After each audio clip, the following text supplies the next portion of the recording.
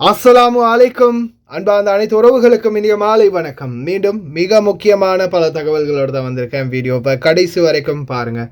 தெரியாத நண்பர்களுக்கு மறக்காமல் ஷேர் பண்ணுங்கள். வீடியோ பிடிச்சிருந்தா ஒரு லைக் பண்ணுங்கள், சப்ஸ்கிரைப் பண்ணுங்கள். மறக்காமல் பெல் பட்டனை மேல் செலக்ட் பண்ணுங்கள். அப்போ தான் நான் போடக்கூடிய ஒவ்வொரு தகவலும் உங்களுக்கு நோட்டிஃபிகேஷன் மூலம் கிடைக்கும். இது சர்ஃபான் பிளாக் BA2 இந்த சேனலில் மட்டுமே தான் இப்போ வீடியோ வருது.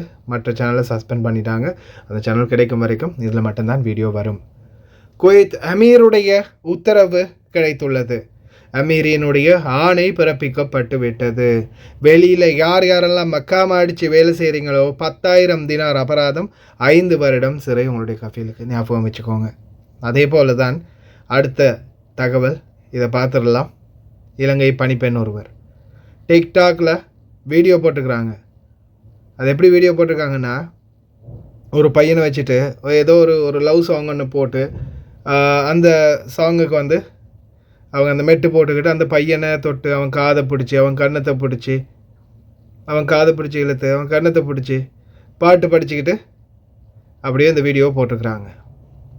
எவ்வளவு தான் சொன்னாலும் இந்த டிக்டாக் பைத்தியங்களுக்கு வேறு ஏதாவது புதிதாக ஒரு ஹாஸ்பிட்டல் ஒன்று கட்டணும். இந்த டிக்டாக் பைத்தியங்களுக்குன்னு தனியாக. அப்படி இல்லாத பட்சத்தில் இதுங்களை வந்து திருத்துறது கஷ்டம். இல்லை இந்த டிக்டாக்கையாவது மொத்தமாக பேன் பண்ணி விடணும் உலகளாவிய ரீதியில். எவ்வளோ சொன்னாலும் புரியாது இதுங்களுக்கு. ஆஃப்டர் ஆல் பாத்ரூமில் நடந்த சம்பவம். அது அந்த வாய்ஸை வந்து மறுபடியும் போடுறேன், கேட்காதவங்க கேட்டு பாருங்கள். பாத்ரூமில் சின்ன 6 வயசு பையனுக்கு முன்னாடி பாத்ரூம் யூஸ் பண்ணின பனிப்பெண்ணையே சிறுவத்து ஸ்பிரேம் அப்படின்னு ஜெயிலில் பிடிச்சி போட்டவங்களுக்கு இது வந்து டிக்டாக்ல வீடியோவாக எடுத்து போட்டுக்கிறாங்க. என்ன செய்வாங்க? இந்த பையனுடைய ஒரு இளந்தாரி பையன், ஒரு வந்து வாலிப பையன், இந்த பையனுடைய தாய் தந்தைகளோ அல்லது வேறு யாராவது குடும்ப உறுப்பினர்களோ இந்த வீடியோவை பார்த்தா, இந்த மாதிரி பணிப்பெண் இந்த மாதிரி பண்ணுறதை பார்த்தா என்ன சொல்லுவாங்க? என்ன நடக்கும்? நிச்சயமாக அடுத்ததாக ஜெயிலுக்கு போகிறதுக்கு தயாராகி இருக்கிறாங்க. இந்த வாய்ஸ் கட்டை கேட்டுட்டு. குட் மார்னிங் சர்ஃபான் தம்பி, வணக்கம். நான் இங்கே குவைட்டில் இருக்கேன். குவைட்டில் நான் நூசாவில் இருக்கேன். நூசாவில் வந்து நாங்கள் வேலை செய்கிற இந்த வீட்டில் ஒரு சம்பவம் நடந்துச்சு. நான் அதை பற்றி கட்டாயம் நான் சொல்லி ஆகணும். ஏன்னா கண்கூடா பார்த்த ஒரு விஷயம். இன்னொரு நம்ம ஊர் பிள்ளைங்க தான் ரொம்பவே இந்த நியூஸை கேட்குது. இல்லாட்டி வெளிநாட்டில் இப்போ எந்த ஒரு பிள்ளைகளாக இருந்தாலும் இதை கேட்டு தெரிஞ்சுக்கோங்க. இந்த வீட்டில் ஒவ்வொரு வீட்டுகளில் நடக்கிற ஒரு சாதாரணமான ஒரு விஷயந்தான். அது எவ்வளோ ஒரு பாரதூரமாக போயிட்டு முடியுங்கிறத. என்னன்னா சர்ஃபான் தம்பி, எங்களோட வீட்டில் ஒரு பார்ட்டி இருந்துச்சு. போன வெள்ளிக்கிழமை ஒரு பர்த்டே பார்ட்டி இருந்துச்சு. பொடியனுக்கு 7 வயசு நிரம்பிருந்துச்சு. 7 வயசுக்கான பர்த்டே பார்ட்டி. நான் இந்த வயசை கூட சொல்றது ஏன்னா இது தெரிஞ்சுக்கிறணும் அப்படிங்கிறதுக்காக. அதாவது வந்திருந்த பிள்ளைங்களாம் 6-7 வயசு பிள்ளைங்க. அந்த சம்பவத்துக்கு தொடர்பட்ட ஒரு பொடியனும், ஆம்பளை பொடியனும், அன்னைக்கு 6 வயசு பொடியன். 6 வயசுன்னா இங்கே உள்ளவங்க தெரியும் என்ன மாதிரி விளைஞ்ச பிள்ளைங்கன்னு சொல்லி. அப்போ எங்கள் வீட்லேயும் 6 பிலிப்பின் கிட்ட இருக்காங்க. அதே மாதிரி மற்றதெல்லாம் எல்லாம் பிலிப்பினிங்க தான் வந்திருந்தாங்க. நினைக்கிறேன் 2-3 பேர் இந்தியாக்காரவங்க, ஸ்ரீலங்கா யாருமே இருக்கல வேற. இதில் ஒரு பிலிப்பினி தான் எங்களோட அந்த டாக்டர், எங்களோட மேடம்ட அக்காட பிள்ளை ஒரு பொடியனும் இருக்கான். அவர் வந்து டாக்டர். அவர் கல்யாணம் முடிச்சிருக்கதும் டாக்டர் ஒருத்தர் தான். அவங்க வந்து ஷேக் ஃபேமிலி. அவங்க பிள்ளைங்க மேலே அப்படி பாசம், அப்படித்தான் அந்த மாதிரி தான் பார்க்குறது. நாணிகளையும் நல்லா தான் கவனிக்கிறாங்க, எல்லாம் செய்கிறாங்க. ஆனால் நாணி செஞ்ச ஒரு பிழையால் நாணி என்ன செஞ்சுருக்காங்கன்னா, மகன் அந்த பொடியனை வாஷ்ரூம் கூப்பிட்டு போயிருக்காங்க. அந்த பாட்டி நேரம் அது இந்த துவானியால் தான் பாட்டி இருந்துச்சு. பாட்டி இருக்க நேரம் வாஷ்ரூம் கூப்பிட்டு போயிருக்காங்க. வாஷ்ரூமில் போயிட்டு அந்த பொடியனை ஒன்றுக்கு இருக்க வச்சுட்டு, இவங்களுக்கு வயிறு வருத்தமோ என்னமோ தெரியல, இவங்க சொல்கிற கதை அது அவசரவங்கவும், அந்த பையனை முன்னாடி நிறுத்தி வச்சு அந்த டாய்லெட்டில், அதாவது வெளியில இல்லை டாய்லெட்டுக்குள்ளே கதவும் மூடி இவங்க ஒன்றுக்கு இருந்திருக்காங்க. இவங்க ஒன்றுக்கு இருந்திருக்காங்க. இவங்களோட நேரமோ என்னமோ தெரியல, அந்த வீட்டில் அந்த மேடம் வந்து கதவை திறந்துட்டாங்க. இதில் அந்த துவானியால வாஷ்ரூம் கதவை திறந்துட்டாங்க. திறந்ததுமே இவங்க கதவை திறந்த சத்தத்தை கேட்டு இவங்க எழுந்திரிச்சு நின்றுட்டாங்களாம். அது அவங்க சொல்ற கதை, அந்த பிலிப்பீன் சொல்ற கதை. மற்ற பிலிப்பீனிங்க சொல்லித்தான் எனக்கு இந்த விஷயமும் தெரியும் இந்த மாதிரி இதுன்னு. அப்ப உள்ளுக்கு நடந்தது என்ன, அப்ப அவங்க நிக்கவும் இவங்க அந்த பிள்ளையும் பார்த்துட்டு, அந்த பிள்ளை இருக்க நிர்வாணத்தை பார்த்துட்டு முன்னாடி பார்த்தா அவங்க பையன் நிக்கிறான். அப்ப என்னத்தான் இருந்தாலும் அவங்க தாய் தானே. அவங்க அந்த நேரமே அடிச்சிருக்காங்க. கன்னத்துக்கு ஒரு அடி அடிச்சுட்டு அவளை வெளியே எடுத்துட்டு பிள்ளைய கூட்டிக்கிட்டு போயிட்டு அந்த நேரமே சர்ஃபான் தம்பி அந்த நேரமே என்ன செஞ்சிருக்காங்க, போலீஸ்க்கு வர சொல்லி போலீஸ்ல அவங்கள பிடிச்சி கொடுத்து என்ன கேஸ் ஃபைல் பண்ணியிருக்காங்கன்னு சொன்னா, இவங்க வந்து தன்னோட பிள்ளைய அபியூஸ் பண்ணாங்க. அதாவது பாலியல் வன்புணர்வு செஞ்சாங்கங்கிறதுக்கான கேஸை போட்டு அவங்கள போலீஸ்ல பாரம் கொடுத்துட்டாங்க. எல்லாரும் பேசியிருக்காங்க, சொல்லியிருக்காங்க, இல்ல மேடம் இப்படிதான் நடந்திருக்குன்னு. அவங்க சொல்ற ஒரே ஒரு விஷயம் என்னன்னா, ஓகே நீ இந்த டாய்லெட்டை யூஸ் பண்ண பிரச்சனை இல்லை, பிள்ளைய வெளியே வச்சுட்டு யூஸ் பண்ணியிருக்கலாம். இந்த அதாவது துவானியாவில் குவைட்டி போற இதை யூஸ் பண்ண பரவாயில்ல, பிள்ளைய வெளியே வச்சுட்டு இல்லாட்டி வேற யாராவது நானி நிறைய பேர் இருக்காங்க, யாராவது ஒருத்தட்ட பிள்ளைய கொடுத்துட்டு நீ இதை பாவிச்சிருக்கலாம். அப்படி இல்லையா, பிள்ளைய இன்னொருத்தட்ட கொடுத்துட்டு இங்க பக்கத்துல ஒரு 10 அடி தூரம் கூட இல்ல இன்னொரு பொது நம்ம சர்வன்ஸுக்கு வச்சிருக்காங்க ஒரு வாஷ்ரூம் ஒண்ணு, நீ அதை போயிட்டு யூஸ் பண்ணிருக்கலாம். நீ ஒரு 6 வயசு 5-6 வயசு அந்த நிறமன பொடியனை எப்படி முன்னாடி வச்சுக்கிட்டு நீ இந்த மாதிரி ஒரு வேலையை செஞ்ச, இது பிழையானவ. நான் பாக்குற நேரம் நீ என் பிள்ளை முன்னுக்கு நிர்வாணமா நின்றுகிட்டு இருந்த. நான் ஒரு தாய், என்ன நடந்துச்சு என்ன வச்சுச்சுங்கிறது எனக்கு யூகிக்க இயலாது. நான் பார்த்த விஷயத்துல நான் பாக்குற நேரம் அவன் பையன் ஒன்னதான் பாத்துக்கிட்டு இருந்தான் அப்படின்னு சொல்லி எல்லாத்துக்கிட்டையும் அவங்க சொல்றாங்க, எல்லாத்துக்கிட்டையும் விளக்கம் சொல்றாங்க. யாருக்கும் எதுவுமே பேச இயலாது. ஏன்னா அந்த தாய் சொல்ற விளக்கம் வந்து சரியா இருக்குது. அதனால சர்ஃபான் தம்பி சொல்லுங்க, எல்லாருக்கும் சொல்லுங்க, இந்த மாதிரி பிரச்சனைங்க வந்து கடைசியில இந்த பிள்ளைய போலீஸ்ல கொடுத்து அபியூஸ்ன்னு சொல்லி அவன் இந்த கேஸ் ஃபைல் பண்ணி இன்னும் ஜெயில, இப்ப நான் நினைக்கிறேன் அவ ஜெயில போட்டாங்க, அந்த பிலிப்பினிய ஜெயில போட்டாங்க. நினைக்கிறேன் என்ன நடக்கும்னு சொல்லி தெரியாது, என்ன நடக்கும்னு தெரியாது, நமக்கு கேட்கவும் இயலாது. இதுதான் பிரச்சனை.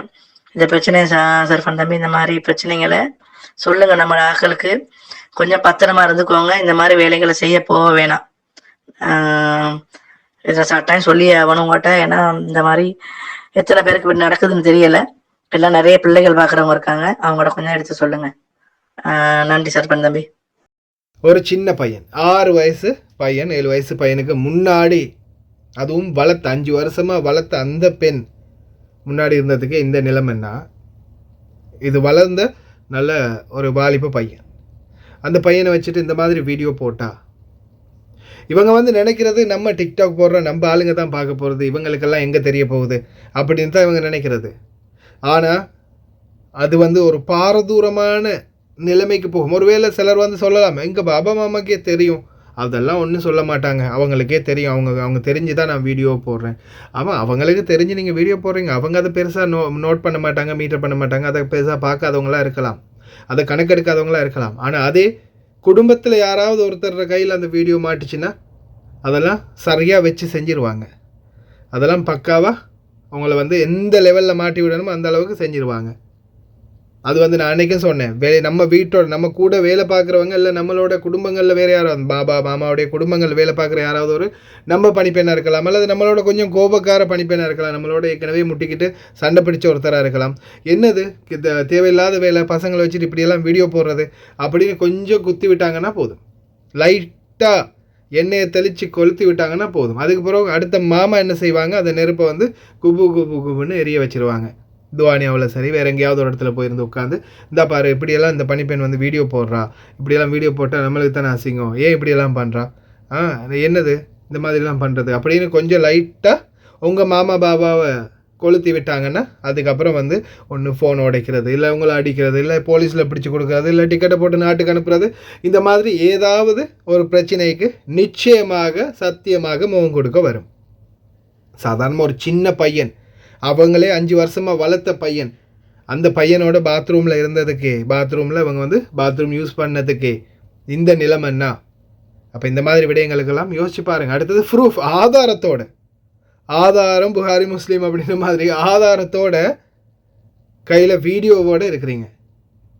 கேஸ் போட்டாங்கன்னா கடைசியில் மான நஷ்டஈடு வழக்கம் வாங்கி வழக்கம் போட்டு நஷ்டஈடு இல்லைன்னா ஜெயில் தண்டனை அப்படின்னு தூக்கி ஜெயிலில் கூட போடலாம் 5 வருஷம் 10 வருஷத்துக்கு. தயவு செய்து ரொம்ப கவனமாயிருங்க, முக்கியமாக இந்த டிக்டாக் யூஸ் பண்ணுறவங்க. ஏன்னா நிறைய பேர் அது என்னத்தை வீடியோ போடுறோன்றது ஒரு நாலேஜே இல்லை, எது கிடைச்சாலும் தூக்கி வீடியோவை அடிச்சு விட்டுறது. கடைசியில் எவ்வளோ பெரிய பாரதூரம் எவ்வளோ பெரிய பிரச்சனை வரும்ன்றதை கொஞ்சம் கூட நீங்கள் சிந்திக்கிறீங்களே இல்லை. அப்படி சிந்திச்சிருந்தால் இந்த மாதிரி வீடியோக்கள் போடவே மாட்டீங்க. தயவுசெய்து நண்பர்களுக்கும் ஷேர் பண்ணி இதை நீங்களும் கற்றுக்கொள்ளக்கூடிய ஒரு பாடமாக எடுத்துக்கோங்க. அமீரி ஆணை பிறப்பிக்கப்பட்டது. இப்போ ரீசெண்டாக நான் அபராதங்களை பற்றி சொல்லியிருந்தேன். அக்காமை இல்லாமல் இருக்கிறவங்க, வீட்டை விட்டு தப்பி ஓடுறவங்க, அதே மாதிரி வெளியில் அக்காமை அடித்து கொடுத்து வியாபாரம் பண்ணுறவங்க, இவங்களுக்கான தண்டனை அது எல்லாமே பார்த்தீங்கன்னா இப்போது அமீர் உத்தரவிட்டுட்டார். ஓகே டன், சட்டத்தை அமலுக்கு கொண்டு வாங்க அப்படின்னு உத்தரவிட்டுட்டார். இதன் அடிப்படையில் ஒரு சிலருக்கு பார்த்தீங்கன்னா அவகாசம் வழங்கப்படுது. குறிப்பாக இப்போதைக்குமே பார்த்தீங்கன்னா அக்காமா இல்லாமல் வெளியில் இருக்கிறவங்களுக்கு அவங்களுடைய பழைய கஃபீலோட சமரசமாக பேசி கராமா 600 தினாரை கட்டிட்டு அக்காமா அடிக்கிறதுக்கு இன்றைக்கும் வாய்ப்பு இருக்குது. இன்றைக்கும் காணோன் இருக்குது. இன்றைக்கும் பொது மன்னிப்பு அப்படியே தான் இருக்குது.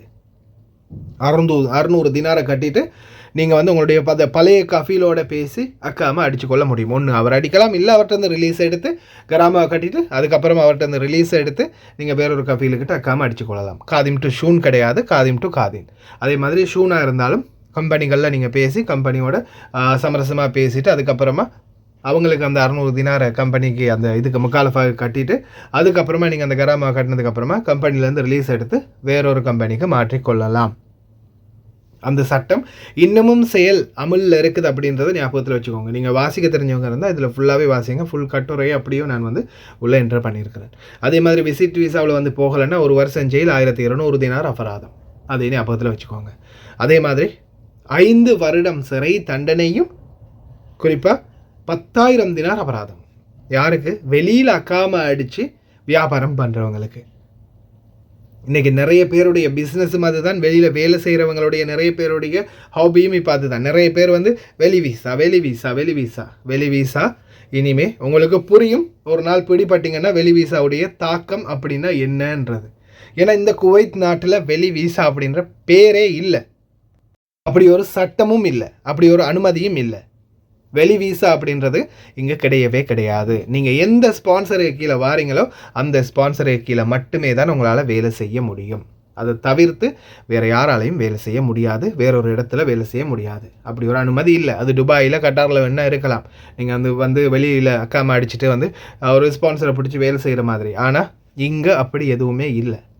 அதே மாதிரி தான் குழந்தைகள், இப்போ புதிதாக பிறந்த குழந்தைகள் அல்லது நாட்டுக்கு வெளியே உள்ள குழந்தைகள் இங்கே திருப்பி கொண்டு வரத்துக்கு காலாவதி ஆகியிருந்தாலும், அவங்களுடைய அந்த வெளியில் இருந்த காலாவதி ஆகியிருந்தாலும் அவங்களுக்கு வாய்ப்புகள் வழங்கப்படுது. அதே மாதிரி இங்கே பிறந்த குழந்தைக்கு 3லிருந்து 6 மாதத்துக்குள்ளே நீங்கள் உங்களுடைய பர்த் சர்டிஃபிகேட்டை ரெடி பண்ணி கொள்ளலாம் அப்படின்ற அவகாசம் வழங்கப்பட்டிருக்குது. அதே மாதிரி வெளிநாட்டவரை இன்னொரு இடத்துல வேலை செய்ய விடக்கூடாது அப்படின்றத கடுமையான சட்டத்தை அமலுக்கு கொண்டு வந்திருக்கிறாங்க. என்னால் முடிஞ்சது நான் தொடர்ந்துமே உங்களுக்கு அப்டேட் பண்ணிக்கிட்டே இருக்கிறேன். ஆனால் ஒரு சிலர் அதை கண்டுக்கிறாங்களே இல்லை. அது ஒரு சிலர் கதை கூட, ஒரு சிலர் ரொம்ப நேரம் டைம் வேஸ்ட்டு, ரொம்ப நேரம் இழுத்து அடிக்கிறோம் அப்படி சொல்கிறவங்க தான் மாற்றுறது. அப்படி சொல்கிறவங்க தான் போய் பிரச்சனைகளில் விழுந்து மாற்றுறது. ஏன்னா ஒரு விஷயத்தை ஒழுங்காக கேட்குறது இல்லை, அவசரமாக கேட்டுட்டு அவசரமாக போய் முடிவெடுத்து கடைசியில் பிரச்சனையில் மாட்டிக்கொள்கிறது. ஏதோ நம்மளால் முடிஞ்சதை தொடர்ந்தும் ஒவ்வொரு தகவல்களை இந்த நாட்டுடைய சட்டத்திட்டங்களை பற்றியும் தெரிவிச்சிட்டேன். அடுத்தது உங்கள் கையில் இருக்குது. அதே மாதிரி காதிம் வீசாவில் உள்ள தொழிலாளர்கள் வெறும் 4 மாதம் மட்டுமே தான் வெளியில் இருக்க முடியும். அதுக்கு மேலதிகமாக இருக்கணும்னா கஃபீல்கிட்ட நீங்கள் ப்ராப்பராக இன்ஃபர்மேஷன் பண்ணிவிட்டு அவர் செஹல் மூலம் ரிக்வெஸ்ட் வச்சா நீங்கள் இன்னும் 6 மாதமோ 8 மாதமோ 10 மாதமோ 1 வருஷம் கூட வெளியில் இருக்கலாம். எந்த பிரச்சனையும் இல்லை. அப்படி இல்லாமல் 4 மாதத்துக்குள்ளே நீங்கள் திருப்பி வந்தே ஆகணும். அதே லீவில் விடுமுறையில் போகிறவங்க 4 மாதத்துக்கு பிறகு கேன்சல் ஆகிடுச்சுன்னா பணிப்பெண்களுக்கு உடனே ரிட்டர்ன் வரலாம், எந்த பிரச்சனையும் இல்லை. உங்களுக்கே தெரியும், பணிப்பெண்கள் போனீங்கன்னா உங்களுக்கு கேன்சல் ஆகின அப்புறம் உடனே வீசா கிடைக்கும். ஆனால் வீட்டு ஓட்டுநர்களுக்கு அந்த மாதிரி இல்லை. வீட்டு ஓட்டுநர்களுக்கு 2 வருஷம் 6 மாதம் முடியாமல் இன்னும் உங்களுக்கு ரிலீஸ் அந்த திருப்பி வீசா எடுக்க முடியாது ஹவுஸ் டிரைவராக. ஆனால் நீங்கள் ஷூன் வீசாவில் வரலாம். காதிம் வீசாவில் போயிட்டீங்க, கேன்சல் ஆகிடுச்சு அப்படின்னா நீங்கள் காதிமுக்கு வாரத்துக்கு தான் டிரைவர்களுக்கு 2 வருஷம் 6 மாதம். ஆனால் ஷூன் வீசாவுக்கு நீங்கள் உடனே வரலாம். அதே மாதிரி அது டிரைவர்களுக்கு மட்டும்தான். அதே ஆண்கள் தப்பாக்காவோ அல்லது ஹாரிஸாவோ அல்லது சும்மா வேறு வேலையில் நீங்கள் காதிம் வீசாவில் இருந்திருந்தீங்கன்னா நீங்கள் கேன்சலில் போனால் உடனே வரலாம். அதையும் ஞாபகத்தில் வச்சுக்கோங்க. ஹவுஸ் டிரைவர்களுக்கு மட்டும்தான் இந்த சோதனை. அதுக்கும் புதிய ஏதாவது ஒரு முடிவு விரைவில் நாங்களும் முயற்சி செய்கிறோம் எடுக்கிறதுக்கு, அதை குறைக்கிறதுக்காவது. ஓகே ஃப்ரெண்ட்ஸ், கடைசி வரைக்கும் பார்த்த எல்லாருக்குமே ரொம்ப நன்றி. தெரியாத நண்பர்கள் நிறைய பேர் இருப்பாங்க, அவங்களுக்கு முடிந்த வரைக்கும் ஷேர் பண்ணுங்கள். வீடியோ பிடிச்சிருந்தால் ஒரு லைக் பண்ணுங்கள், சப்ஸ்கிரைப் பண்ணுங்கள். இன்னொரு நல்ல வீடியோவில் சந்திக்கலாம்.